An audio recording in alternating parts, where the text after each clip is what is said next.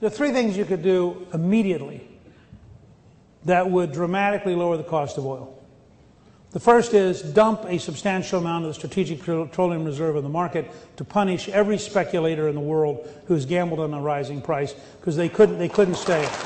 And if the president were to call a press conference in an hour and say, we have released 1/3 of the petroleum reserve as of today, my guess is the price of oil dropped $50 a barrel. And you'd have a lot of speculators going broke, and you'd have taught some people about betting against the United States. Second, we should look for oil where it is. Let me start with some facts that nobody wants to share with you. In Rocky Mountain shale oil, in proven reserves, we have 3 times the oil of Saudi Arabia. Just that one area. It's currently illegal. You can't go look at it. Congress passed a law saying you can't touch it. But then Congress wants to pass a law to sue OPEC. Shows if you're a Congress dominated by trial lawyers, you know what the answer to everything is. It's a lawsuit, you just don't know what the topic is yet. The Brazilians just discovered 2 huge reserves in the Atlantic Ocean. These are so large that Brazil went from an estimated 10 billion barrels of total oil availability to over 90 billion barrels with these 2 discoveries. It is currently illegal to look for oil in the Atlantic.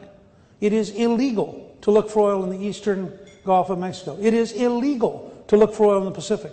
It's illegal to look for oil in northern Alaska. I mean, the 4th of July could become Energy Independence Day if the American people decide to take this seriously. Because when the American people are aroused, they can, in fact, coerce the Congress. Reagan used to have a saying. He said he tried to show the light to the American people so they could turn up the heat on Congress. And if the American people decided that the 4th of July this year ought to be Energy Independence Day, and their congressman or senator shouldn't walk in the parade unless they passed the bill, you'd suddenly see people scurrying on Capitol Hill. Because this could get very, very unpleasant. The third thing you want to do is you want to maximize the development of alternative fuels. You want to maximize building auto vehicles that have flex fuel engines. You want to maximize the opportunity to use a wide range of alternatives. I just had an email from a Texas A&M professor who believes that he's going to be able to take standard garbage and turn it into gasoline for less than half the current price per gallon.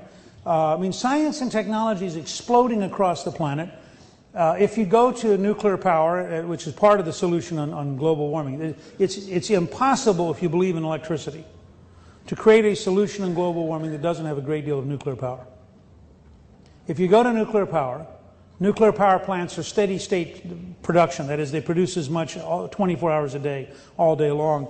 The electric grid does not use as much power at night, which means you can use nuclear power plants to generate hydrogen in a way which enables you to start migrating towards a hydrogen economy, which has no air pollution, no global warming effect. But it's a transition process.